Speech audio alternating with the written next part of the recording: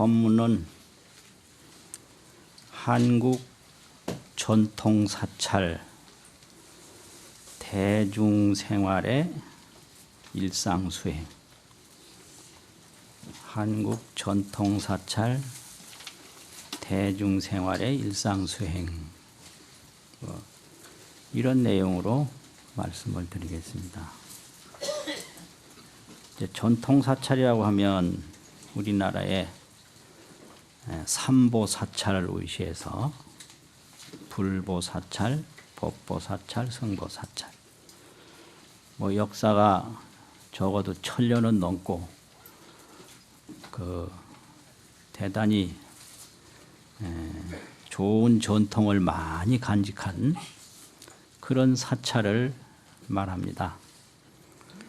거기에는 이제 역사도 있지만 대중이 쭉 맥을 이어왔습니다. 그래서 그 대중의 구성을 보면 보통 이제 100명이 넘는 사찰도 있고요.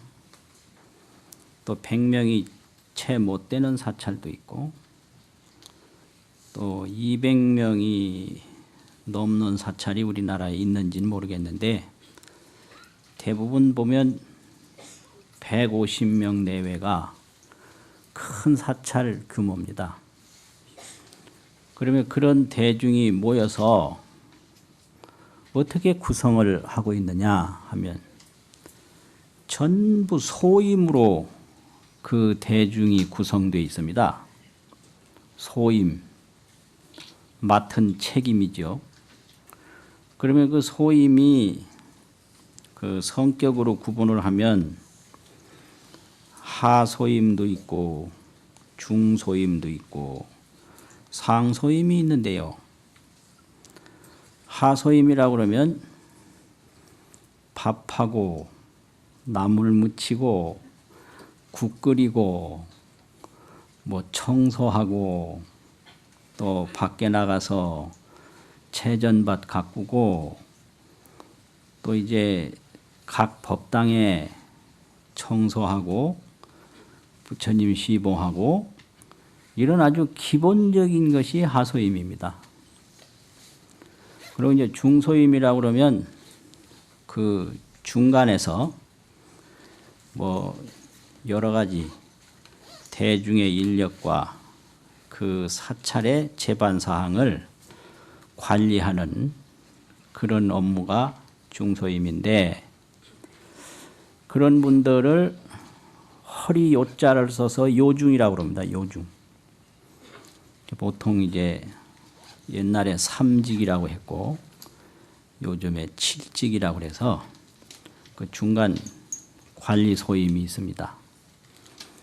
그다음에 이제 상소임이라고 그러면 주지 스님, 방장 스님, 조실 스님, 이런 이제 큰 스님들이 상소임에 속합니다. 그런데 각자 맡은 소임이 있는데요. 그 각자 맡은 소임의 성격이 뭐냐면 전부가 대중을 위해서 하는 것입니다. 대중을 위해서. 대중을 위해서 밥을 하죠. 대중을 위해서 나물을 무치죠. 대중을 위해서 국을 끓이죠. 밥하는 분을 반두라고 그래요. 머리두자 밥반자. 국 끓이는 분을 갱두라고 그럽니다. 또 나물 무치는 분을 채두라고 그러고요. 채공이라고도 하고 또 풀 끓이는 분을 마두라고 그러고 청소하는 분을 정두라고 그래요. 깨끗할 정자를 써서 정두. 이게 전부가 자기를 위해서 하는 게 아니고 대중을 위해서 하거든요. 대중을 위해서. 이렇게 이제 하다 보니까 이게 아주 중요한 문제가 있습니다. 대중이 하도 많으니까 이 소임을 잘하는지 못하는지 대중이 환히 알아요. 아주 성의를 다해서 정성을 다해서 하지 아니하면 대중이 그냥 환히 안다는 거고요. 또 하나는 시간을 엄격하게 지켜야 됩니다. 아무리 잘해도 시간이 조금이라도 늦으면 이거 안 되는 겁니다. 뭐 예를 들면 공양 시간이 오전 11시 반이다 그러면 그 밥이 잘 되도록 가진 정성을 다 들여야 그 밥이 잘 됩니다. 조금이라도 딴 생각하면 이게 밥이 안 돼요. 그래서 밥을 아주 잘 해서 그 시간에 딱 맞춰서 돼야 돼요. 이게 소임입니다. 그렇게 이제 구성이 돼 있고, 그 다음에 그 대중의 염원, 요즘 말하면 대중의 이념은 어떤 거냐. 그 각종 축원문을 가만히 보면요. 첫 번째 염원은 현증수복입니다. 현세에 수명과 복덕을 정장시킨다. 이게 다 뭐 복덕이 좋거든요. 또 수명 오래 사는 거 좋은 거예요. 그 오래 사는 건 나쁜 거 전혀 아니거든요. 그래서 수복 증장, 현생에는 수복을 증장시키는 게 그 대중의 염원이고요. 내세에는 왕생극락, 극락세계에 왕생하는 게 내생의 염원인데, 또 이제 근본적인 건 견성성불, 우리 자성을 봐서 성불하는 것이고, 이제 마지막에는 제도 중생, 중생제도 하는 거. 이런 축원을 항상 합니다. 그러니까 현정수복하고 왕생극락하고 견성성불하고 제도중생하고 이런 염호를 가지고 각자 맡은 책임을 잘 해야 되는데, 그렇게 각자 맡은 책임을 잘 하다 보면 어떤 일이 생기는가 참 재미있어요. 처음에는 왜 이런 일을 시키는지 도저히 이해가 안 됩니다.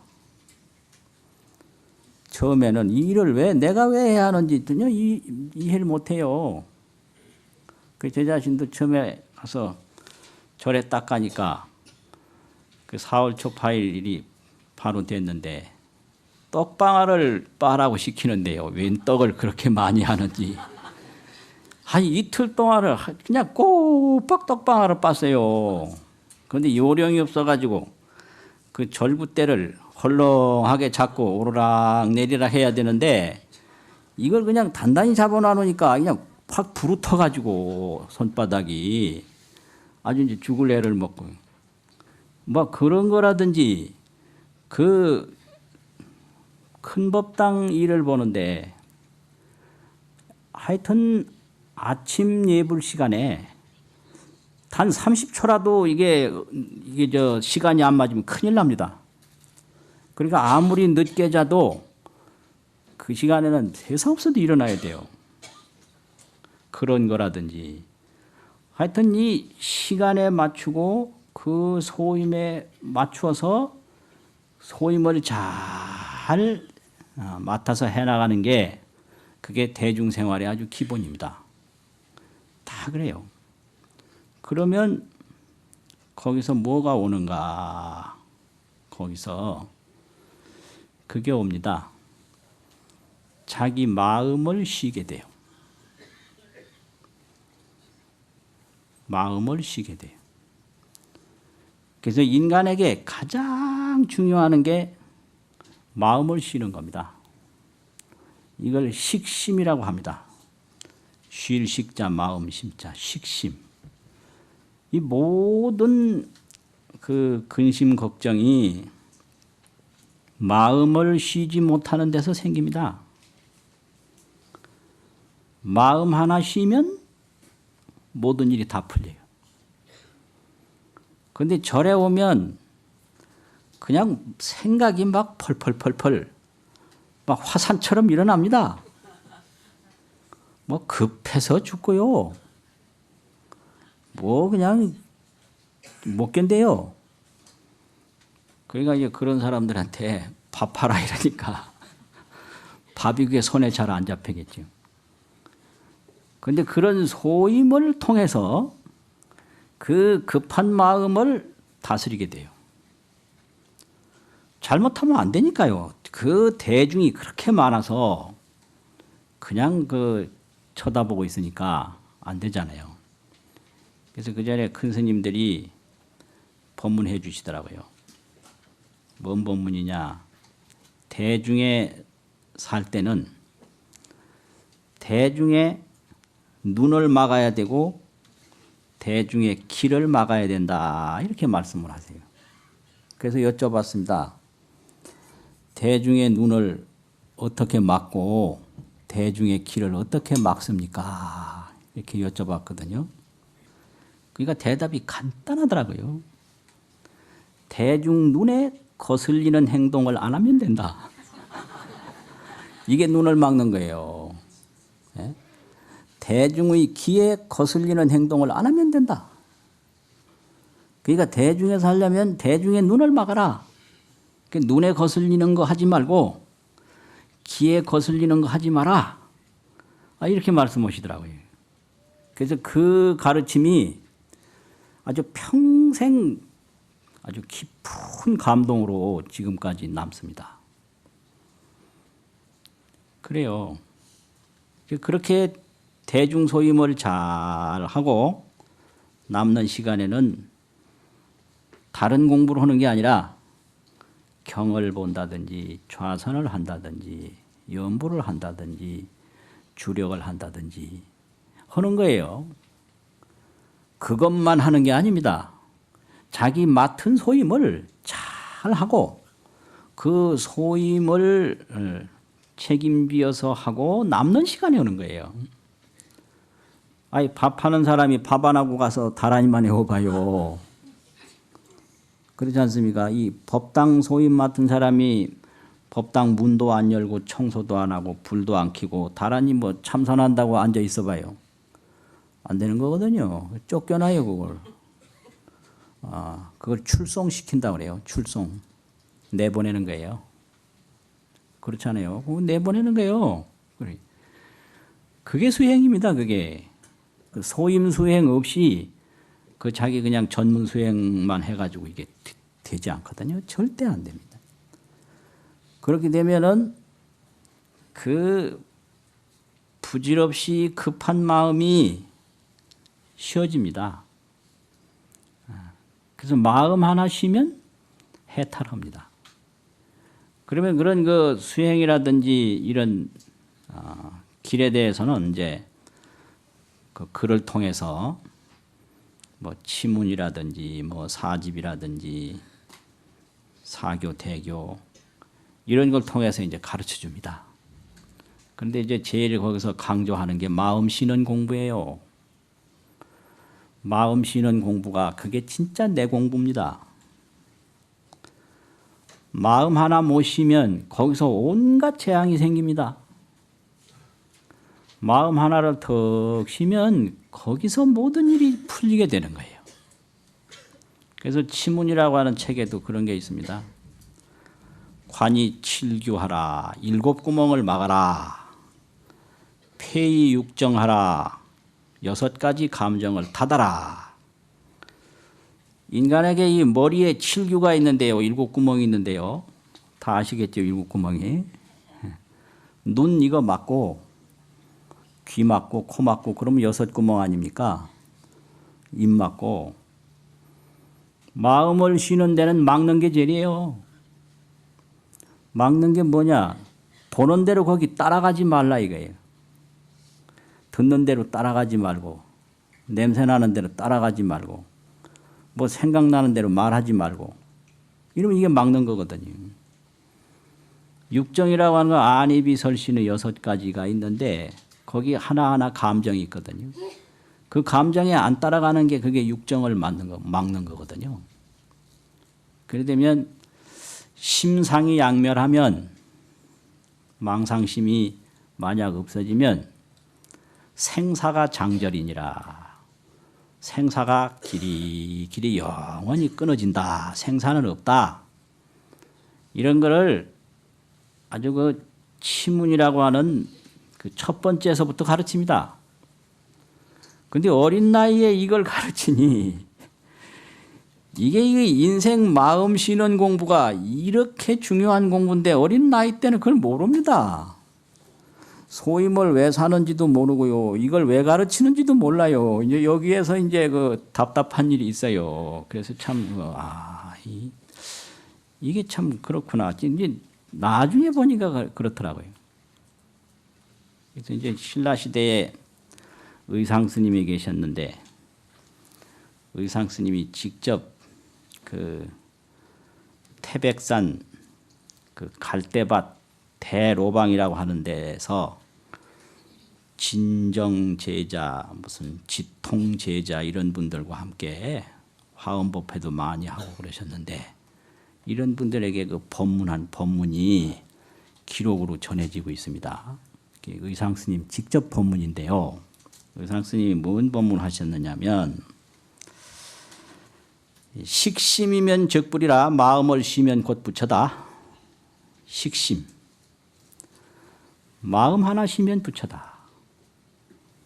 뭐 저 보는 데 따라가고 듣는 데 따라가고 생각대로 움직이고 이게 번뇌망상인데 이 번뇌망상 하나 잘 조복시키면 부처인 거예요. 그게 식심입니다.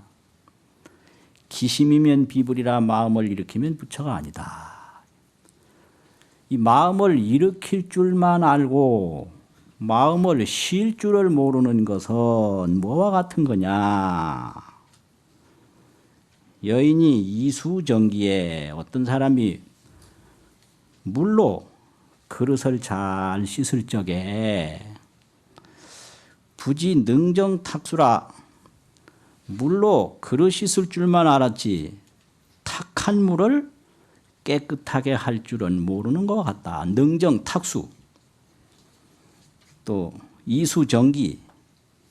이수정기 물로써 그릇을 깨끗하게 할 줄만 알았지 능정탁수 그 탁한 물을 능히 깨끗하게 할 줄은 모르는 것 같다. 이게 우리가 이겁니다. 우리는 우리 마음을 가지고 이 생각도 하고 저 생각도 하고 이것도 보고 저것도 보고 보는데요. 우리 마음 자체를 밝힐 줄은 모르는 거예요. 물 가지고 여러 가지 청소할 줄만 알았지 물 자체를 깨끗하게 할 줄은 모르는 것 같다. 이게 얼마나 중요한 법문입니까?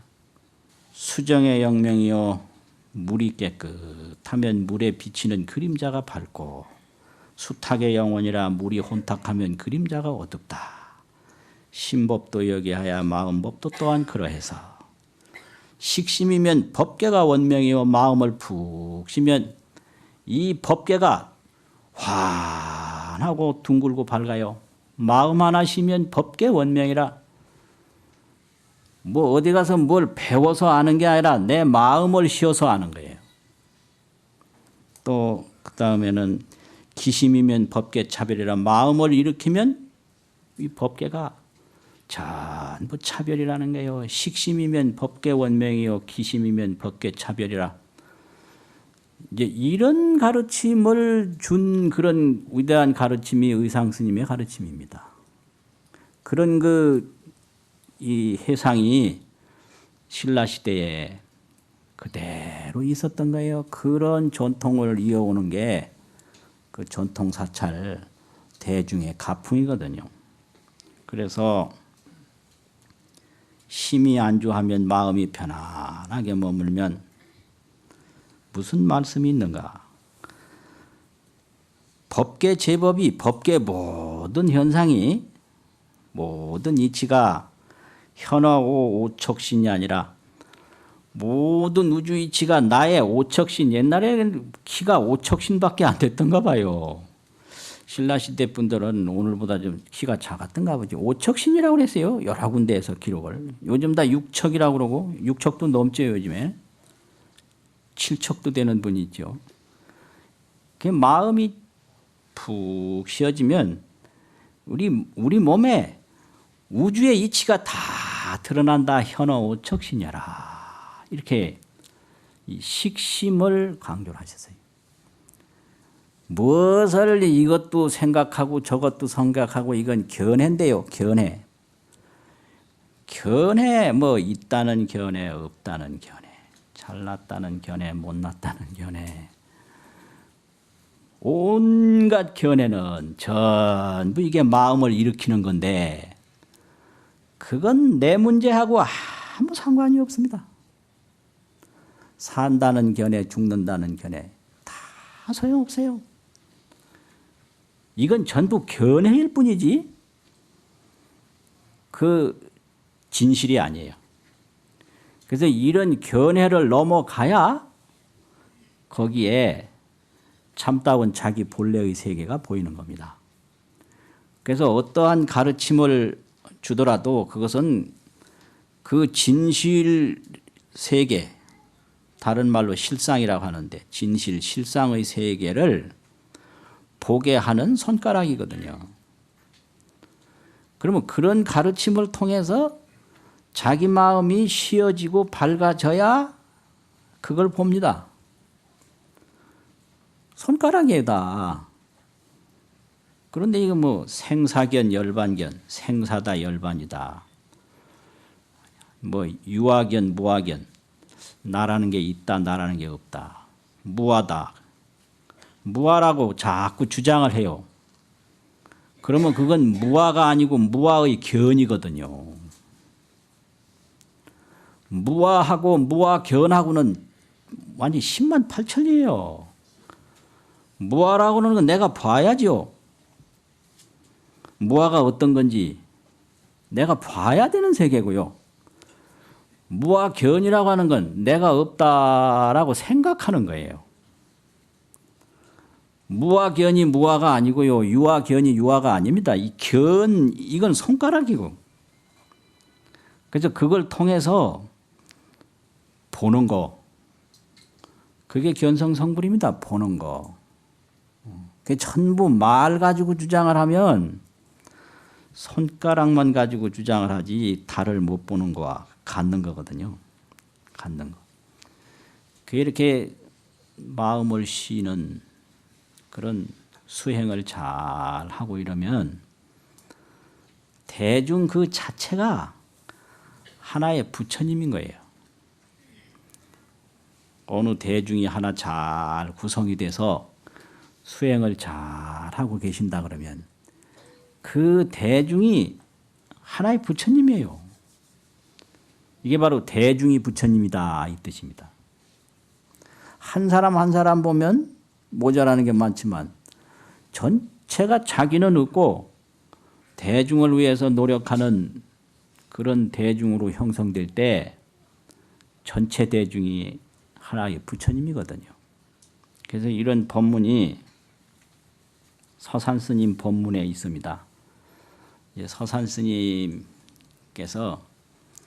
지리산 황영암이라고 하는 그 암자의 기문을 지으셨는데 황영암이라는 암자를 턱 짓고 어떻게 해야 되냐. 이 선정승으로 위지골하고 참선 잘하는 이 스님으로 그 대중의 뼈를 삼는다. 위지골이라. 선정승은 뼈다. 사람으로 말하면 이 골격이다 이 말이에요. 또 간경승으로 위지육하고 이 경을 보는 스님은 근육이다.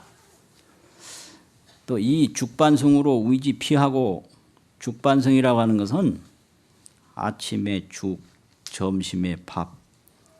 그러니까 그냥 보통 대중이다 이 소리요. 보통 대중. 뭐 특별한 뭐 경을 전문적으로 보는 스님이 아니고 선을 전문적으로 잘하는 분이 아니고 보통 대중 그죠.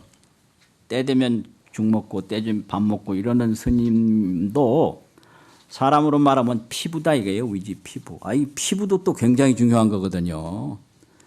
아무리 뼈가 중요하지만 피부 없어 봐요. 그게 유지가 되겠습니까? 그런 말씀을 하시고요. 이 행지구죽성으로 행지구족 이 실행과 지혜가 구족한 실행도 갖추어지고 지혜도 갖추어지고 한 이런 분으로서 위지 안목하고 눈을 삼는다. 또 위지 수족하면 그 손과 발을 삼으면 이게 대중이 많다 보면 이렇게요. 그 경보는 분도 있고 참선하는 분도 있고 연불하는 분도 이 전부 다 있는데 이 지혜가 다 갖추어지고 실행도 갖추어진 분이 다 있는데 그 대중 전체가 모이면 한 부처님이 되는 거예요. 한 부처님. 그렇게 되면은 어떻게 되어 있느냐. 어면 일개 법왕지신이라. 이렇게 참선하는 분, 관경하는 분 이런 분들이 다 함께 모여서 사시면 엄연히 뚜렷하게 한 법왕의 몸이 된다. 이렇게 됐거든요. 법왕신이라. 기 법왕지 의신이야 그 법왕의 몸이라고 하는 것은 지허지명이라 해요. 지극히 비고 지극히 밝다. 이게요. 밝은 지혜를 얻으려면 마음을 지극히 비워야 됩니다. 지허가 안 되면 지명이 안 돼요. 그런데 뭐 온갖 견해가 그냥 뭐 온갖 견해, 온갖 생각이 머리에 꽉 찬 걸 가지고 그 생각으로 뭘 알아내려고 도저히 이거는 눈을 막고 뭘 잘 보려고 하는 거나 똑같습니다. 근데 이제 불교 공부하는 사람들이 불교 책이나 몇 권 보고 그 생각으로 알아내려고 별별 재주를 다 하는데 그거 조실 스님한테 가면 그냥 쫓겨납니다. 그거는 아무리 열반견을 일으켰어도 그건 열반이 아니고 견입니다. 아무리 성불견을 일으켰다 하더라도 그건 성불이 아니고 견입니다. 견은 다 망견이에요. 눈에다가 뭘 발라놓은 거예요. 견은 그 견이 녹아져야 지혜가 튀어나와요. 이런 거예요, 이게요. 그래서 이게 이런 거니까 이 서산 스님 같은 그 대도인의 법문을 참 들을 수 있다는 게 얼마나 귀한 겁니까? 지적지묘라 지극히 고요하고 지극히 묘해요. 그래서 극만고의 우일하고 만고의 세월을 뻗치더라도 하나뿐이요. 그게 달라지는 게 없어요. 그리고 이 만수의 불변이라 만 가지 다른 데 들어가도 변함이 없다. 근 불가능 미첩하고 가깝기로는 얼마나 이 가까운지 우리 인간의 그 눈썹을 떠나지 않는다. 이 눈썹이 이게 얼마나 눈하고 가깝습니까? 또 원불이여 상선이라 멀기로는 언제부터 멀리서부터 있었느냐면은 하늘과 땅이 생기기 전부터 있었던 거예요, 이게요. 그래서 뭐냐 그러면 유초로 방촌지가 나야 우리 마음에서 흘러나와서 종행호 일용지제라. 일용이라는 게 뭐예요? 이게 다 물도 마시고 오기도 하고 가기도 하고 앉기도 하고 눕기도 하고 그것인데 그 하나하나에 종행을 한다. 종이라는 건 뭐냐? 수궁삼재라고 그래가지고 과거, 현재, 미래가 이 한 손 이렇게 일어나는데 여기 다 들어있고요. 이게 종이에요. 일용 생활 동작 하나하나에 이게 부왕지간에 거래지간에 가고 오고 뭐 구부리고 서고 하는 가운데에 무진 억겁의 세월이 여기 다 있는 거예요. 이걸 종이라고 그래요. 그리고 이 동작 하나하나에 행변 시방이라 온 시방 우주 공간의 이치가 여기 다 있어요. 이걸 종행이라고 그래요. 서산 스님이 이런 법문을 했습니다. 그러니까 알고 보면 수만 번 들으시고 내쉬는 가운데에 온갖 세월이 거기 다 있고 온갖 우주가 거기 다 있는 게 이게 이제 깨달음이에요. 이런 법문을 서산 스님이 하시는 거예요. 그럼 우리는 이렇게 대법신 그 지혜 속에 있는데 스스로 모를 뿐이에요. 이걸 미했다고 그럽니다. 서산 스님같이 깨친 분은 일용지제에 밥 먹고 옷 입고 가고 오고 하는 그 순간순간에 종행이 자제한다. 종으로는 이게 뭐냐 흔히 이제 말씀을 하시기를 종긍삼재라 종으로는 삼재에 다 뻗쳐 있고 행변 시방이라 행으로는 시방에 두루하다. 이게 깨달음입니다. 그러면 이런 깨달음으로서 말씀하신 게 이게 직지법문이에요. 직지 바로 가리키는 법문이다. 이게. 이런 직지법문을 떡 봐가지고 손가락으로 저기 달이 있다 했으면 달을 봐야 되는 거지. 이런 또 견해를 일으키면 이거 죽는 거예요. 아, 이거 이렇게 그릇 하나 드는 게 이게 온갖 역사가 다 있다고 하더라. 이건 견해예요. 이래서 견과 지가 이렇게 다릅니다. 지혜. 그래서 이제 불교는 마음을 씌워서 그 지혜를 정득하는 것이 중요하지 무슨 말을 듣고 견해를 일으키는 게 중요하지 않습니다. 그래서 쉬는 건 견해고 얻는 건 지혜입니다. 견해를 쉬고 지혜를 얻어라. 이게 수행이에요. 견해를 쉬어야 돼요. 아, 근데 이놈의 견해가 그렇게 그걸 못 놓습니다. 이거를. 뭐 말만 들었다 하면 자기 견해를 일으켜요. 그 견에서 못 벗어나는 게 우리 중생이거든요. 그럼 어떻게 해야 되냐? 그 견에서 벗어나려면 아주 신심을 돈독하게 가지고요. 독신을 하고 그걸 잘 받들어 행해야 돼요. 이게 봉행이라는 거예요. 이 독신 봉행이 없고서는 이 견해가 절대 쉬워지지 않습니다. 대충 믿어가지고 가볍게 믿어가지고는 안 돼요. 깊게 믿어야 돼요. 심신, 독신, 돈독하게 믿어야 돼요. 그냥 얕게 믿어가지고는요, 그 견해가 자꾸 튀어나와가지고 안 돼요. 아주 심신, 봉행, 받들어 행해야 돼요. 그래야 견에서 벗어나서 지혜를 얻을 수가 있습니다. 그게 해탈이에요. 그런 법문을 이렇게 해주시는데,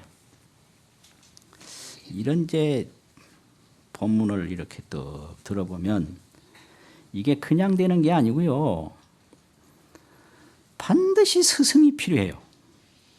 그래서 성가가 오늘날까지 쭉 내려온 것은 사자상승의 법통으로 내려왔습니다. 사자상승. 스승과 제자가 서로 이어가는 그러한 관계로 이게 와요. 그래서 이 스승은 제자를 잘 인도해야 되고 제자는 스승의 법을 잘 받들어 행해야 되고 그 인도와 봉행이 딱 맞아야 그 올바른 그 공부의 길로 들어갈 수가 있어요. 그래서 오늘날 책으로 공부하시는 분들 조심해야 됩니다. 성가에는 이렇게 사자상승의 법통이 있는데 그냥 뭐 책방에 가면요 책뿐이거든요. 그래서 스승 없이 공부하는 게 책으로 불교 공부하는 거예요. 그럴 때 조심해야 될 게 자기 견해에 평생 속아버려요. 그래서 이 스승의 몽둥이 한마디가 무진 억겁의 업장을 녹여주는 거예요. 아니다. 딱 때려버리면 그냥 꼼짝 못하거든요. 근데 책만 봐가지고 그냥 맨날 자기 견해에서 놀아나죠. 이렇다 저렇다. 이것도 내 견해 저것도 내 견해. 그 부처님의 해탈 지혜는 10만 8천이요. 그러니까 아주 조심해야 돼요. 그래서 성공하려면요 자기를 인도해 주는 그런 사람이 필요해요. 그 괜히 혼자 그러고 또 자기 견해를 자기가 믿는다? 자기 견해는 또 철석같이 믿는다? 이래가지고 자기 견해만 하나 딱 내세워 놓고 다른 건 전부 나쁘다고 비판하고 막 질책하고 가관도 아니에요. 가관도 아니에요. 그 다른 건 다 때릴 수가 있지만 자기 견해는 자기가 못 때려요. 그러면 이 잘못된 견해를 녹이려면 어떻게 되냐? 아무 생각도 일으키지 말고 마음을 탁하니 걷어 모아야 돼요. 이게 공부예요. 이게. 그래가지고 그 스승과 제자 참 중요합니다. 중요해요. 그런데 그 스승을 모신다는 게 그 보통 힘든 게 아니에요. 그런 걸 다 견뎌야 됩니다. 이제 그 가운데 그 스님 시봉하는 그 소임이 있는데, 시봉 소임이 있는데, 이 시봉이 이게 굉장히 아주 좋은 소임이고 중요한 소임인데요. 큰 스님 시봉을 어린 나이에 젊은 나이에 잘하면 그 큰 스님 평생을 통해서 닦은 그 덕과 지혜를 몸에 익힐 수가 있어요. 이 시봉은 말하기 전에 준비해 놓는 겁니다. 말 끊어져서 가져오려면 그건 안 돼요. 그거는.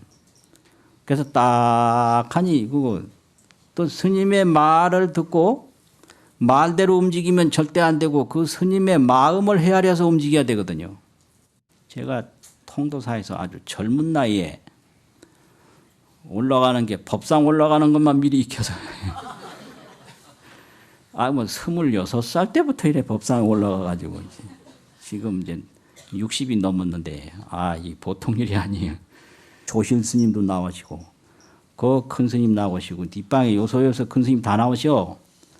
이래가지고 앉아 계시면서 대중과 똑같이 청법 3배를 또 하시고 참 그거 정말 이게 아주 혹독한 수행이요. 청법 3배를 또 하시고 앉아 계신다. 이게 참 보통 일이 아니요. 그러고 말을 좀 잘못한다 싶으면 하고 기침을 하시.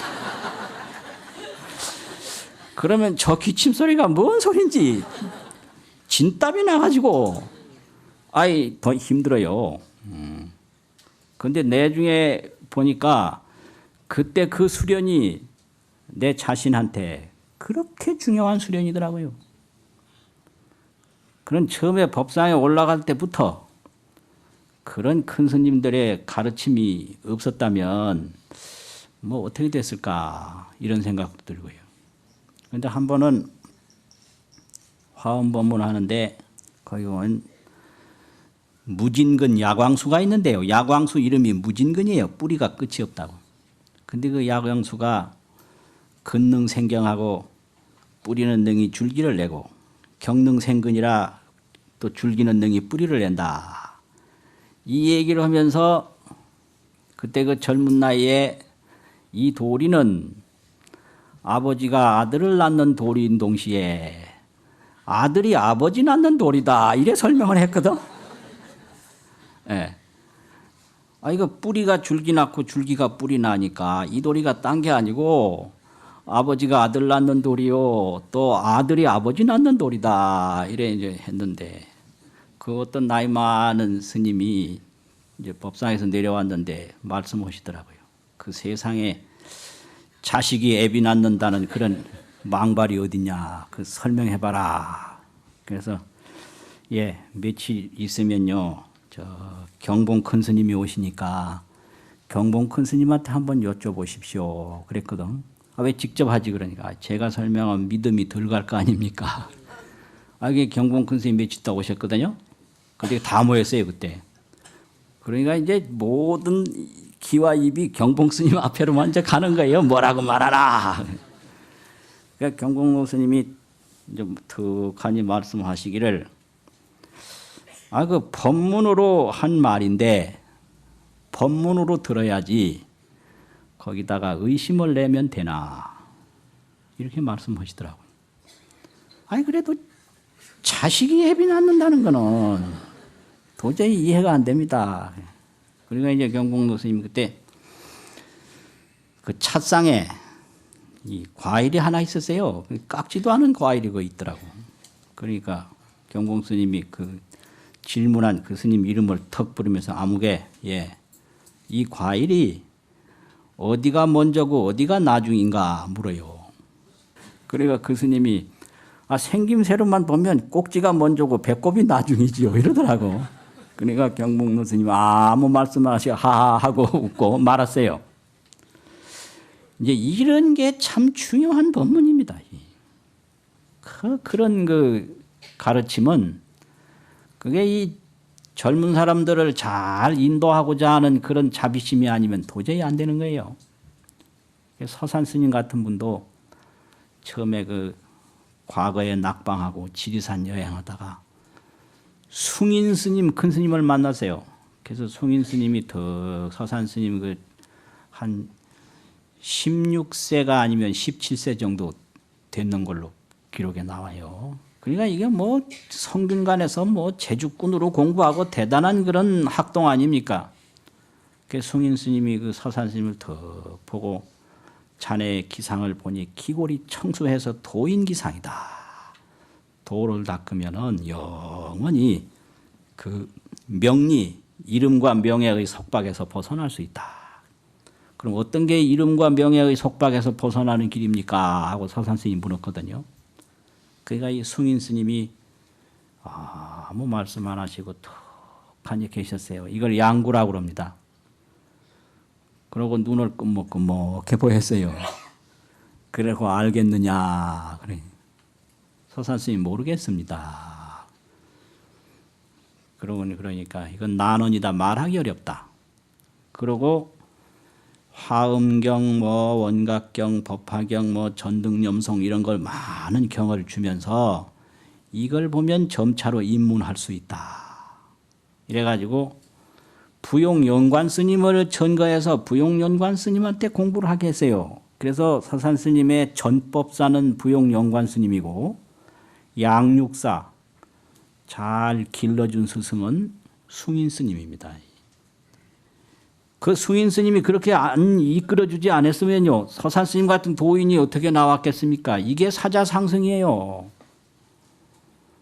이 사자상승이라는 게 이렇게 중요합니다. 그래서 이런 관계로 대중이 형성되고 그 대중은 그렇게 하나의 부처님으로 출현해서 이 땅에 이 부처님의 그 법을 이어가게 됩니다. 이게 이제 바로 대중수행인데요. 그러면 여기서 뭘 하는 거냐? 내가 나를 돕는 거거든요. 이게 수행입니다. 그래서 수행이라고 하는 것은 다른 게 아니라 자기 인생을 자기가 관리하는 거예요.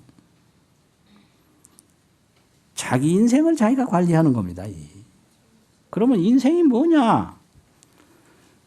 오늘날 큰 스님도 그래 말씀하시고 옛날에 경복로 스님도 늘 말씀하시기를 우리 몸이라는 것은 반은 어머니 것이고 반은 아버지 것이다.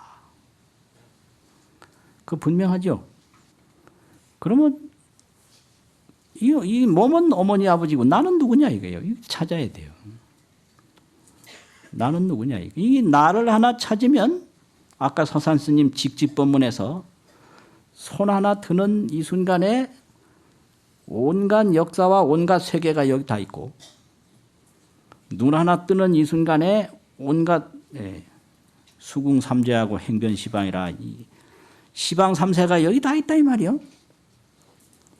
이걸 법왕신이라고 서산 스님이 더 가르쳐 주셨지 않습니까? 이 법문이에요. 그래서 저기 치문에 보면 그런 말씀이 있어요. 중국의 양계화상이라고 하는 큰 스님이 계셨는데 그분이 스스로를 경계하는 법문이 있습니다. 그 법문이 뭐냐면 의상이 파처에 중중보하고 옷이 낡거나 떨어지면 이걸 중중보라 거듭거듭 보충해서 옷 준비하지요. 식량이 무시에 선성령이라 양식이 떨어지면 그냥 바쁘게 이걸 주선해서 양식을 준비하지 않습니까? 그렇지만 일개 환구가 능기일가 그렇지만 이 환과 같은 헛개비와 같은 몸이 며칠이나 가겠는가. 위타 한사 장무명이라 이 몸 하나 위에서 부질없고 허망한 이를 위해서 무명 번뇌만 키우는구나. 이런 법문을 하셨어요. 그러니까 이 몸을 위해서 죄를 지면 몸은 죽습니다. 죄만 남아요. 그러니까 이 몸 속에 뭐가 들었는가? 과연 아무것도 안 들었다. 안 들었다 그러면 공견이고 들었다 그러면 유견이고 소용없어요. 있다 없다 봤다 못 봤다 이런 말이 있듯이 다 소용없고 오로지 마음을 쉬고 봐야 됩니다. 견해에 절대 속지 마시고요. 견해에 속지 마시고 그 신심으로 기도 잘 하시고 신심으로 복을 잘 지으시고 최선을 다해서 하되 마음을 비워서 해라. 그게 이제 오늘날까지 내려오는 선지식의 가르침입니다. 마치겠습니다.